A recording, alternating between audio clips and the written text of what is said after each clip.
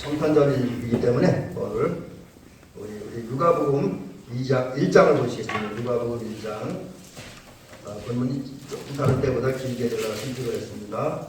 1장 26절부터 38절까지입니다. 신약성경 87면입니다.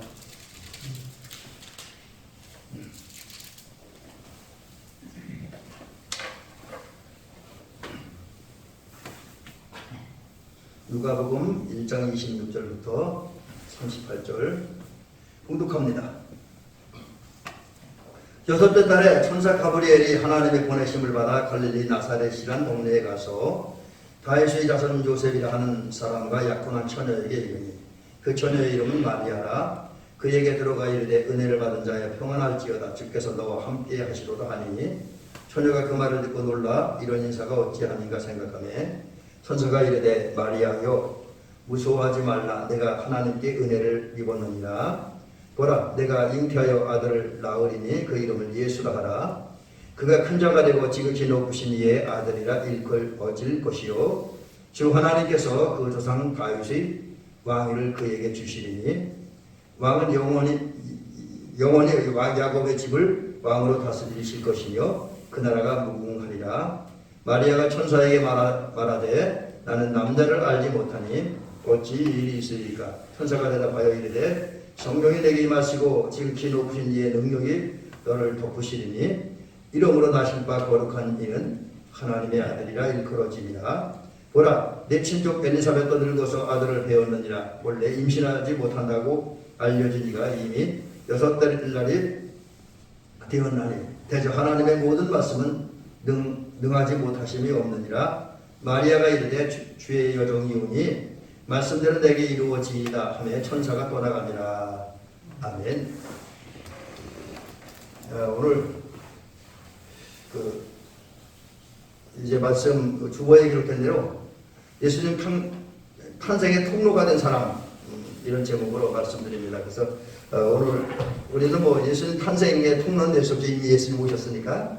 근데 다만 우리가 이제 오늘 말씀을 듣고 이제 깨닫고 은혜 받는다 해야 될 일이 뭐냐면 이제는 탄생하신 예수님이 아니라 재림에 오신 예수님을 전하는 그리고 그것을 알리는 통로가 되길 바라는 마음으로 오늘 하나님의 말씀을 살피면서 은혜 받도록 합니다. 성탄에 맞춰서 이제 이렇게 하면서 말씀을 전개합니다. 오늘은 사실 우리가 기뻐해야 될 날입니다. 복된 날입니다.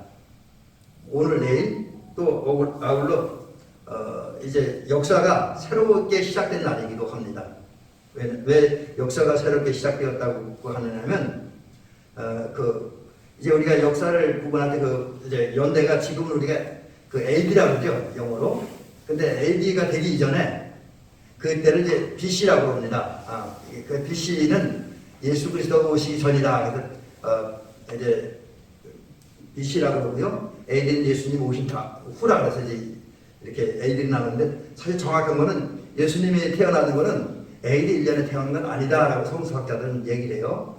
이제 한 BC 4년경이다 라고 해서 이제 그 달력 기준을 삼는 거하고 실제로 차이는 있습니다. 근데 어쨌든 예수님이 탄생하는 것을 전후해서 AD와 BC가 조금 연도 차이가 있다 할지 갈라졌기 때문에 새 역사가 시작된 날이다 이렇게 보는 거지요. 자 그러면 예수님 오늘 이 복된 날, 기쁜 날, 역사가 새롭게 시작된 날의 출발점은 성탄입니다. 예수님이 탄생한 거죠. 물론 오늘 아니면 내일입니다. 아직은 전혀 아닙니다. 원래 영어로는 크리스마스 이브라고 하는데 모르겠어요. 우리 여러분들은 어떤지 몰라도 제 생각엔 그렇습니다. 우리 한국인들이 요즘 너무 외국어를 많이 쓰는 것 같아요. 우리 이상희 집사님 어떻게 생각하세요? 우리말을 분명히 표현할 수 있는데도 꼭 외국어를 영어로 해요. 외국어로 하고. 저도 그래서 이제 설교를 하면서 어떤 분들은 영어 단어도 많이 하는데 일부러 영어는 안 쓰려고 해요. 그리고 이제 가끔가다 히라보를 쓰는 이유가 그건 성경의 원어이기 때문에 그걸 풀이하면 이제 조금 뜻이 다양해지기 때문에 대부분이 그냥 히라보 제가 의미를 소개해드리지만은 가끔가다가 히라보 원어를 소개하는 이유가 우리가 한글 성경을 보고 읽을 수 없는 부분들, 찾을 수 없는 부분들, 원어 성경을 보면 그 뜻을 찾아낼 수 있어요. 그래서 제가 이제 가끔가다가 이제 히라보를 그 단어로 소개를 해야 되죠. 어쨌든 뭐 예수님이 오늘 내일 탄생하셨습니다. 근데 예수님 탄생에 대한 것을 성경은 구체적으로 얘기를 해주고 있어요. 우리가 이제 막연하게 성탄절은 예수님 탄생했다 그러면 그 뭐 틀린 얘기는 아니지만 그래도 예수 믿는 사람들인데 예수님 탄생에 대해 조금 좀 정확히 깊이 할 필요가 있잖아요, 그죠?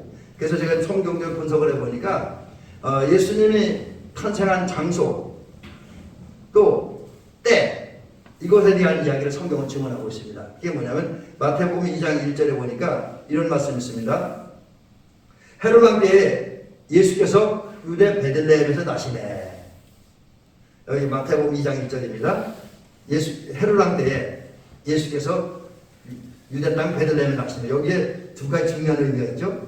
이게 뭐냐면 하나는 예수님이 태어난 때, 그때가 언제냐면 헤롯 왕 때. 근데 이제 이게 헷갈리는 게 뭐냐면 우리나라에 똑같은 이름을 가진 사람이 꽤 있잖아요. 예를 들면 우리 여자분들 중에는 지금은 뭐 그렇게 많이 쓰지 않지만 과거에 저희들 어렸을 때는 그 여자 이름들이 영자, 숙자 뭐 이런 이름이 좀 많잖아요, 그죠? 우리 박지원 사님, 박기원 사님 그런 시어나 기원은 그런 제가 들어본 적이 없어요. 그 이름은 많지 않은데 그다음 분명히 이 일이 있을 거예요. 근데 제가 더 재미난 거는 제가 이제 유튜브를 하잖아요. 제 유튜브 방송이 있거든요. 아마 제 유튜브 방송 보신 분도 있는지 모르겠는데 거기에 보면 제 유튜브 방송 제가 돈 내고 하는 게 아니니까 제 이름 치고 들어가야 돼요. 그럼 신동엽 딱 치면 그 유튜브에 유튜브 방송하는 신동엽 목사가 4분 있어요. 저까지. 근데 모양새 전부 다릅니다. 그리고 그 교단도 다르고요.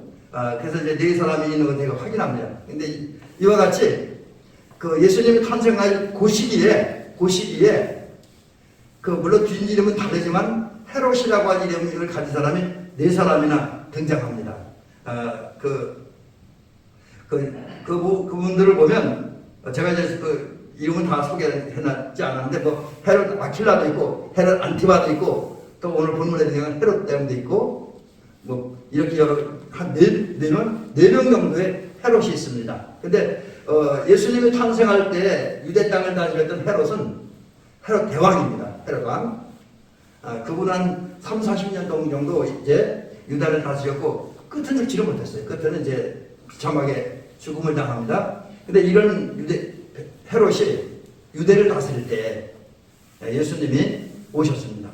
그리고 미가서 5장 2절에 의하면 그 장소는 그 미가서 5장의 예언이고 오늘 마태복음 2장 1절에 보니까 거기 베들레헴이다. 베들레헴은 이럴 때는 좀 지도를 가지고 나와서 좀 설계를 했어야 되는데 예루살렘에서 남쪽으로 한 8km 정도 떨어진 지역이다. 그러니까 아마 이 대미마을을 기준으로 하면 여기서 개천 정도 나가는 게 한 8km 되지 않을까 생각을 합니다. 왜 그러냐면 제가 이렇게 보니까 차 운전 타고 다니면서 보니까 대미산 입구부터 여기 우리 동네까지 약 대략 한 5km, 5.5km 이렇게 보더라고요. 그리고 아마 정확히 모르지만 그 대미 입구부터 개천까지가 한 2-3km 될 것 같아요. 그러니까 한 8km 정도 되면 그 개천이나 조금 더 가든지 막 그 정도 되는 거리에 떨어진 아주 작은 도시입니다. 그리고 원래 이 베들레헴은 떡집이라는 의미가 있습니다. 그 떡집이라는 의미를 왜 붙여준 저는 거기까지 오늘 조사하지 않아서 모르겠는데 어쨌든 그런 작은 마을에서 예수님 태어났어요. 그래서 예수님 태어나기 전까지는 별로 그렇게 유명하지 않았는데 예수님 태어난 후에는 그 베들레헴이 지금 아주 유명한 마을이 돼서 성지순례를 가면 반드시 이제 가는 그런 지역이 됐지요. 자, 이제 제가 좀 다시 정리하면 예수님은 헤롯 왕 때에 유대 땅 베들레헴에 태어났고 그때는 약 BC 4년경이 되어집니다. 그런데 성경에 의하면 예수님이 탄생을 통해서 나타난 결과를 또 소개를 합니다. 누가복음 2장 14절 내일 우리 말씀드릴 본문 중에 한 부분인데 거기에 의하면 예수님이 탄생한 결과 나타난 2가지입니다. 그리고 이제 또 다른 성경에 보면 3가지를 얘기할 수가 있는데 첫째는 이제 하나님의 영광이에요. 예수님 탄생은 하나님의 영광이 됩니다. 자, 그러면 예수님의 탄생이 왜 하나님의 영광이 되었느냐? 여기에도 2-3가지 이유가 있는데 예수님이 탄생함으로 하나님의 영광, 하나님의 거룩한 성품이 이제 세상에 왔고 또 그런 성품을 가진 그리스도께서 세상에 오셨고 예수님을 통해서 그 하나님의 거룩한 성품과 하나님의 영광이 세상에 분명히 드러났습니다. 그래서 이제 예수님 탄생은 하나님의 영광이 되는 사건이 되고요. 두 번째는 이 땅에 오신 예수님의 그 희생적이고 헌신적인 사역을 통해서 많은 사람들이 구원을 받습니다. 하나님의 자녀가 되고 하늘나라 백성이 됩니다. 이런 사람들이 감사함으로 찬양과 영광과 경배를 하나님께 돌리게 되어집니다. 그래서 예수님 탄생은 많은 사람들이 특별히 구원받은 사람들이 하나님께 영광을 돌릴 것이기 때문에 하나님께 영광이 된다. 이렇게 이야기하는 거죠. 세 번째는 예수님의 십자가의 죽음을 통해서 화해 역사가 이루어집니다. 모든 백성이 화해가 이루어져요. 실제로 예수님께서 세상에 오시고 그분이 평화를 위해서 헌신하시다가 마지막에 십자가에 달려 죽으실 때 어떤 역사가 일어났습니까? 성전에서 휘장이 위에서부터 아래 쭉 찢어졌죠. 이게 뭘 상징하냐면 하나님과 인간 사이에 막힌 담이 헐렸고 또 인간과 인간 사이에 막힌 담이 헐렸다라고 하는 의미가 있습니다. 십자가는 그런 거예요. 그래서 예수님이 오셨고 십자가 사역을 통해서 모든 사람들이 화해하게 됨으로써 이제 하나님께 영광을 돌리게 되는 거죠. 자, 그 다음에 이와 같이 하나님 예수 그리스도의 오심으로 나타난 첫 번째 결과는 하나님께 영광이 되어졌고요. 두 번째 결과는 뭐냐면 하나님이 기뻐하는 사람들에게 평화가 됐다. 예수님 탄생은 여기서 하나님이 기뻐하는 사람들이라고 하는 것은 예수 그리스도를 영접하고 믿고 그분을 사랑함으로써 또 그 이전에 먼저 베풀어 오시는 하나님의 은혜로 말미암아 그리고 그 은혜에 따라서 예수님을 영접하고 믿음으로 말미암아 구원받은 사람들이 이제 하나님 기뻐하는 사람이죠. 근데 이렇게 예수를 믿어 구원받고 하나님의 은혜를 받고 은혜 안에 머물고 있는 사람에게 하나님이 주시는 참된 평화가 있습니다. 하나님이 참된 평화가 있습니다. 특별히 이 평화가 특별히 예수님의 오심에 의해서 그 십자가의 사역이 된 평화가 임함으로 조금 전에 말씀드린 것처럼 인간과 인간, 하나님과 인간 사이, 또 인간과 인간 사이, 또 인간과 자연 사이에 평화가 이루어졌습니다. 그래서 성탄의 두 번째 결과는 하나님의 은총을 입은 사람들이 평화를 누리게 되었다. 평화를 누리게 되었다라고 하는 거죠. 그 다음에 이제 이건 뭐 성경 어느 한 부분에라기보다는 전체적인 내용이기도 하고 굳이 성경 중에 근거를 찾는다고 한다면 에베소서 2장 8절에 있는 것처럼 죄와 허물로 말미암아 죽은 우리를 하나님께 다 구원하셨는데 그 믿음 우리가 예수를 믿을 때 그 예수를 믿는 은혜로 우리를 구원하셨습니다. 그래서 성탄하신 예수님은 그 예수님 그리고 그분의 사역 그분의 헌신 그리고 십자가의 죽으심을 통해서 우리를 구원하셨습니다. 우리가 늘 얘기하는 대로 죄에서 구원하셨고 죄의 영향력에서 죄의 권세에서 또 죄의 결과에서 우리를 구원하시고 그 구원하신 것을 끝나는 것이 아니라 구원하는 후에는 우리가 자유와 해방을 누리게 되었다라고 하는 거지요. 자 이제 그 성경은 이제 예수님이 이런 예수님이 이 결과를 가지고 예수님이 탄생하는데 그 예수님 탄생이 철저하게 어떤 우연한 사건이 아니라 철저하게 하나님의 계획과 하나님의 역사에 의해서 진행됐다라는 사실을 이야기하고 있습니다. 그래서 우리가 그 성경을 읽어보면 그 말씀이 성취되어지기 위하라는 얘기가 많이 나옵니다. 제가 지금 9절까지 정확히 기억을 못하겠는데 성경을 읽어보면 예수님이 어떤 일을 하셨을 때 또 어떻게 하셨을 때 말씀을 성취하게 함이라는 그런 내용의 말씀들이 많이 나오는데 이게 뭐냐면 예수 그리스도의 오심 성탄은 철저하고 치밀하게 하나님의 계획에 의해서 진행되었다. 그리고 또 오신 예수님의 사역 하나하나도 철저하게 또 치밀한 하나님의 계획과 역사에 의해서 진행되었다라고 하는 거죠. 근데 그 사실을 뒷받침해 주는 것이 뭐냐면 구약 성경에 보면 여러 곳에서 예수님의 탄생을 예고해 주죠. 그래서 구약 성경에서 물론 예수님이라고 말은 안 나와요. 메시아라고 하는 얘기 주로 나오죠. 메시아가 탄생을 예언하는데 예를 들면 두세 절만 소개를 해준다면 이사야 7장 14절에 보니까 보라 처녀가 잉태하여 아들을 낳을 것이요 그 이름을 임마누엘이라 하리라. 이사야 여인에 의하면 예수님은 처녀의 몸에서 태어납니다. 결혼해서 정상적인 부부 생활하는 여자가 아니라 결혼하지 않았는데, 그래서 이거는 어떤 인간적인 수단이 아니라 오직 하나님의 역사에 의해서 예수님이 탄생할 것, 메시아가 탄생할 것을 예고하고 있습니다. 또 미가서 5장 2절은 예수님의 탄생할 장소를 예언합니다. 미가서 5장 2절에 보니까 이런 말씀이 있습니다. 전체는 읽지 않고 그 필요한 부분만 소개를 해드립니다. 베들레헴 에브라다야, 너는 유다족 속 중에 작을지라도 이스라엘을 다스릴 자가 내게서 나올 것이다. 이스라엘 다스릴 자. 여기서 이스라엘이라는 것은 이제 그 로마서의 표현에 의하면 표면적, 내면적 이스라엘 뭐 이런 건지 이면적 이스라엘, 표면적을 거쳐서 나타나는 거고, 그래서 표면적 이스라엘이라고 하면 저 중동 땅에 살고 있는 유태인들, 히브리 사람들 얘기하는 거고, 이면적 유대인이라고 하면 내적인 이스라엘 말하는 거예요. 아브라함의 신앙, 아브라함의 영성을 물려받은 그런 사람들을 말하는데, 이제 메시아가 탄생하는데 베들레헴에서 탄생한다는 거죠. 그리고 베들레헴에 난 그분이 내면적 이스라엘 사람들을 다스리는 왕이 될 것이다 라고 이야기를 하고 있고요.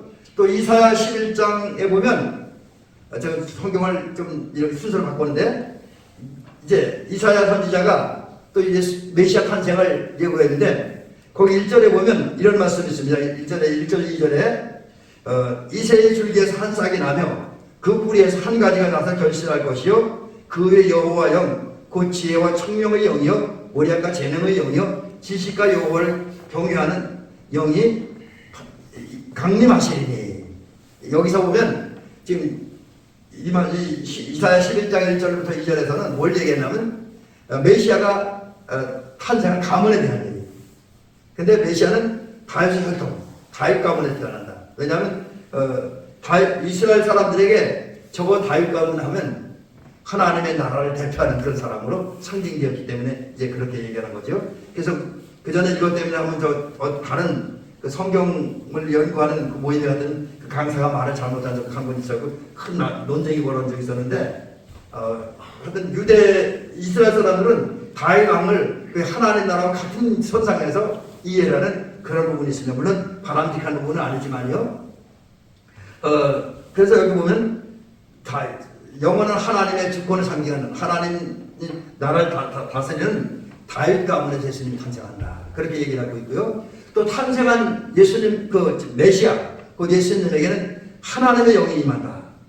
그래서 여기 하나님의 영이 임하는 것을 지혜와 청명의 영이요, 모략과 재능의 영이요, 지식과 여호와를 경외하는 영이요라고 기록을 합니다. 한마디로 우리 쉽게 얘기하면, 요즘으로 표현하면 성령이 임한다. 자, 그 다음에 이제 4절부터 보면 그 말씀 제가 읽어드리지 않을게요. 8절까지 있는데, 여기는 요한복음에 보면 예수님께 태초에 말씀으로 하나님 함께 얘기했다 그랬잖아요. 그리고 창세기에서 이런 여러 가지 말씀을 이렇게 연결해 보면 성자 하나님, 성자 예수님, 성탄하신 예수님, 그리고 이제 그 성령 하나님, 성령님, 그 삼위일체 하나님이 이제 오셔서 함께 역사함으로 세상의 평화가 이루어질 것이다 라는 것을 이사야 11장에는 예언하고 있습니다. 메시아가 오면 메시아이신 예수님이 하나님과 성령님과 함께 일하심으로 적대 세력, 원수의 세력들이 연합하고 화해되고 함께 공존하는, 그리고 함께 행복하게 사는 그런 평화의 세상이 이루어질 것이다 라고 이야기하고 있습니다. 이와 같이 구약 성경은 예수님의 탄생을 여러 차례에 걸쳐서 예언하고 있고 미리 예고해주고 있습니다. 이것은 뭘 얘기했냐면 예수님의 탄생은 철저하게 하나님의 계획, 섬세하고 철저하고 치밀한 하나님의 계획과 섭리에 의해서 이루어졌다라는 사실을 말씀하고 있습니다. 그런데 이러한 예수님의 탄생이 이제 물론 예언자의 수고가 있고 하나님의 예언이라는 또 하나의 두 개의 통로도 있지만, 여기에 예수님이 세상에 오신 또 하나의 과정 통로가 있습니다. 그게 뭐냐? 바로 마리아라고 하는 거예요. 마리아. 이 마리아가 이제 예수님, 마리아의 몸을 위해서 예수님이 탄생했잖아요. 오늘 그 누가복음 2장 4절 7절 오늘 본 이제 우리가 읽은 본문 앞에 있는 부분이 보면 예수님 그 마리아가 정원자인, 여기서 정원자라고 하는 것은 요즘 우리나라에는 없는 아마 그 결혼을 시켜야 되라고 생각을 합니다. 왜냐하면 요즘에 젊은 부부들 약혼하는 경우 없잖아요, 그죠? 저도 약혼 안 했어요. 우리 사모님과 결혼을 약혼 안 하고 바로 결혼을 했겠는데, 그 유대 사회에서는 그 결혼하는 몇 가지 과정이 있어요. 근데 그 정원한 단계라고 하면 거의 결혼은 같은 생활을 합니다. 이제 부부가 거의 이제 정원한 남녀들은 거의 같은 집에 사는데 다만 동침을 하지 않아요.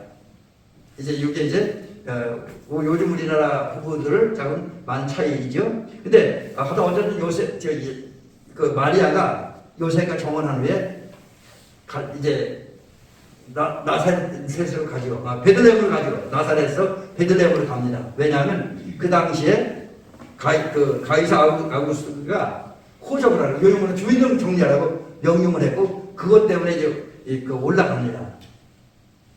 그리고 이제 거기서 이제 결국은 예수님을 낳게 되죠. 그 베들레헴이라는 마을간에서 예수님을 낳게 됩니다. 근데 그 과정 중에 보니까 이제 그 마리아가 이게 어느 날 예수님께 찾아오십니다. 근데 성경에 보면 그때가 엘리사벳이 임신한 지 6개월째 되는 날입니다. 오늘 본문에 6개월째 되는 해라 그렇게 기록을 하고 있는데 여기 지금 6째 달에 그렇게라고 26절에 기록을 하고 있잖아요. 그게 뭐냐면 그 마리아의 친족이면서 세례 요한의 어머니가 되는 엘리사벳이 세례 요한을 임신한 지 6개월째 되는 날이에요. 근데 사실 우리가 이제 그 누가복음 조금 읽어보면 원래 엘리사벳 부부는 아이를 낳을 수 없었습니다. 근데 하나님의 특별한 역사에 의해서 이제 엘리사벳이 아이를 잉태하게 되고 훗날에 예수님보다 6개월 먼저 이제 세례 요한을 낳게 되죠. 근데 하여튼 그런 세례 요한을 엘리사벳이 임신한 지 6개월째 되는 날에 가브리엘 천사가 이제 그 마리아를 찾아왔습니다. 그리고 제일 먼저 하는 얘기가 은혜를 받아 평안할지어다. 이거는 결국 하나님의 은혜가 있고 너는 지금 하나님의 은혜 안에 머물고 있다. 이런 이야기를 하지요. 이 말을 듣고 마리아가 좀 당황하긴 합니다. 근데 이제 그 다음에 또 하는 얘기가 뭐냐면 주께서 너와 함께 하신다. 주께서 너와 함께 하신다. 그런 말씀을 주심으로써 이제 지금 주님께서 이 말씀을 통해서 천사를 통해 들려준 이 말씀을 통해 뭘 약속하시냐면 마리아가 아이를 잉태하고 또 아이를 임신하고 낳는 과정 중에서 또 여러 가지 어려움과 고난이 있었지만 그런 속에서 하나님이 함께 하시고 지키시고 도우시겠다. 이런 의미의 말씀이죠. 그래서 이제 마리아를 위로하고 격려하고 용기를 줍니다. 그리고 나서 이제 계속해서 주시는 말씀이 무서워 말라. 너는 은혜를 받았다. 그렇게 이야기를 합니다. 그리고 나서 결정적인 얘기가 뭐냐? 네가 잉태하여 아들을 낳았다. 그리고 그 이름을 예수라 하라. 이 얘기는 사실은 마리아에게는 굉장히 충격적인 얘기죠. 조금 전에 말씀드린 것처럼 성경이 증언하는 것처럼 마리아는 처녀의 몸인데 처녀가 임신을 하면 뭐 요즘이야 별 문제가 되지 않지만 그 당시에 심각한 문제 아닙니까? 왕따당하고 비난당하고 손가락질 당하고 외면당하고 쫓겨나고 또 자칫 잘못하면 그 동네 사람들을 특별히 극단적이고 보수적인 유태교 신앙을 가진 유태교인들에 의해서 돌에 맞아 죽을 수도 있습니다. 상당히 위험한 얘기인데 하나님은 그럼에도 불구하고 그런 명령을 주고 그리고 또 상식적으로 봐도 처녀가 임신한다는 건 불가능한데 가브리엘 천사는 마리아에게 그런 약속을 주신다라고 하는 거죠. 그래서 이 말씀을 보면서 이 말씀이 우리의 어떤 관계에 있을까 한번 제가 살펴보았습니다. 그래서 제 나름대로 생각을 해보고 묵상을 하고 정리를 해봤는데 이 말씀을 드려야 되는 이유는 아까 제가 말씀을 드릴 때 초창기에 그랬잖아요. 우리는 재림에 오실 예수님을 맞이하고 그분을 알리고 또 그분을 드러내는 통로가 되는 그런 말씀을 드리잖아요. 자, 그런 면에서 보면 우리가 이해할 수가 있습니다. 오늘 하나님께서 우리에게 어떤 말씀을 주시기도 하고 어떤 사명을 주시기도 해요. 또 어떤 것을 요구하기도 합니다. 이제 때로는 성경을 통해서, 때로는 어떤 상황을 통해서, 때로 어떤 사건을 통해서, 또 어떤 분들은 꿈과 환상을 통해서 특별한 방법, 또 어떤 경우는 그 강단에 선포되는 말씀을 통해서 우리 하나님의 뜻을 알려주시고 계시하실 때가 꽤 있습니다. 근데 그런 말씀 가운데는 우리가 쉽게 받아들이고 또 따르고 이렇게 순종할 수 있는 그런 말씀도 있습니다만, 어떤 말씀은 좀 부담이 되고 받아들이기 어렵고 또 그 말씀을 실제로 받아들이고 행하였다고 한다면 주변에 손가락질과 비난을 당할 그런 위험성이 있는, 심지어는 어쩌면 내가 가진 다 잃을 수도 있고, 더 심한 경우는 뭐 우리나라에서는 그런 경우가 별로 없겠지만 아프리카 이제 해적권 국가 지역에서는, 또 아니면 공산권 지역에서는 그 말씀을 살았다면 죽을 수도 있는 그런 말씀이 있을 수도 있다라고 하는 거지요. 그래서 마리아가 들은 이 말씀을 보면서 그런 것을 제가 느껴봅니다. 자, 그렇다고 한다면 이런 하나님의 말씀이 우리에게 다가올 때 어떻게 응답해야 됩니까? 사실 마리아도 하나님의 말씀을 천사를 통해 듣긴 들었지만은 그 생각은 그랬을 것 같아요. 제가 추측해 볼 때, 그 말씀은 내게 안 이루어졌으면 좋겠다. 나 임신하지 않았으면 좋겠다. 그 마음이 굉장히 강했을 거예요. 왜? 마리아도 살아야 되니까. 마리아도 자기를 신뢰하고 사랑해주는 요셉과 좋은 관계를 계속 유지해주고 또 결혼하고 정상적인 부부생활을 해야 되니까, 살아남아야 되니까, 그러려면 임신하지 않아야 된다는 생각이 굉장히 강했을 것 같습니다. 그래서 이제 여러 가지 반문을 제시했는데, 어찌 이런 일이 있습니까? 나는 남자를 알지 못합니다. 이렇게 반문하잖아요. 근데 그럼에도 불구하고 결국은 그는 천사의 말을 듣습니다. 그 천사의 말은 단지 천사만의 말이 아니라 하나님의 말씀이죠. 천사를 통해 들려지는 하나님의 말씀을 듣고 뭐라고 응답을 합니까? 여기 오늘 마지막 부분, 그 말씀이 가장 중요한데, 주의 여종이 오니 말씀대로 내게 이루어지이다 라고 대답을 합니다. 이 얘기를 통해서 따를 수 없는, 또 따르면 내가 손해를 보고 따르면 죽을 수도 있지만, 따르면 여러 가지 위험성이 있지만, 그럼에도 불구하고 나는 하나님의 말씀에 순종하겠습니다. 왜? 나는 주님의 여종이기에. 그러니까 주님의 여종이기에라고 하는 그런 의미 속에는 나는 주님의 말씀을 들었으면 그대로 따를 수밖에 없다. 여기에는 어떤 이의나 조건이나 달 수가 없다. 반대할 수 없다, 이런 겁니다. 그래서 주님의 종이기 때문에 그 상황이 어떻게 되는지, 또 진행 과정이 어떻게 되는지 상관없이 나는 하나님의 말씀을 순종하겠습니다 라고 대답을 합니다. 어떤 어려움과 고난이 온다 할지라도 감수하겠습니다. 설사 이제 자기가 처녀의 몸이 자기가 임신을 함으로써 주변 사람들에게 손가락당하고 비난당하고 왕따당하고, 또 자기의 약혼자인 요셉에게 파혼당하는 한이 있다 할지라도, 심지어 돌에 맞아 죽는 한이 있다 할지라도 그 감수하면서 하나님의 말씀에 순종하겠습니다 이렇게 이야기합니다. 이런 마리아의 어떤 신앙적 결단, 신앙적 고백은 굉장히 위대합니다. 그래서 그 마리아의 그 위대한 신앙을 좀 살펴보면 두 가지 면에서 살펴볼 수가 있는데, 마리아의 믿음이 정말 훌륭했다. 여러분, 마리아가 믿음이 없는 사람이라고 한다면 하나님의 말씀에 순종할 수 없겠죠. 우리가 지난번 성서 속의 인물 아브라함을 얘기할 때, 우리 아브라함 순종편에서 그런 얘기했잖아요. 순종과 믿음은 같은 것이다. 그래서 제가 그때는 헬라어 원어를 설명해드리면서 순종에는 여러 가지 단어가 있지만 그 중에 하나는 믿음과 똑같은 의미를 가진 단어가 있다. 물론 듣는 것 우선이고, 들은 다음에 믿음으로 행하는 것, 이게 순종이라고 말씀드린 적이 있습니다. 마리아의 믿음이 그런 거예요. 그는 자기 몸에서 이제 아이가 임신되어지고 아이가 태어날 것이라고 하는 하나님의 말씀 그대로 이루어질 것을 믿었습니다.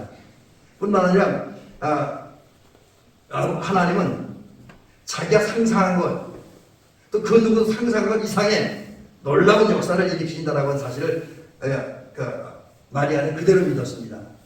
그런 믿음이 있었기 때문에 이 마리아는 하나님의 뜻대로 되게 해주십시오라고 하면서 순종을 한 거죠. 그 다음에 마리아의 믿음은 정말로 자신의 모든 것을 내맡기면서 심지어 고난까지 감수하면서까지 하나님 믿고 의지하는 그 믿음은 위대한 믿음이고요. 두 번째는 순종이 훌륭했는데 여기서 순종은 좀 이런 면에서 한번 이야기를 해드리고 싶습니다.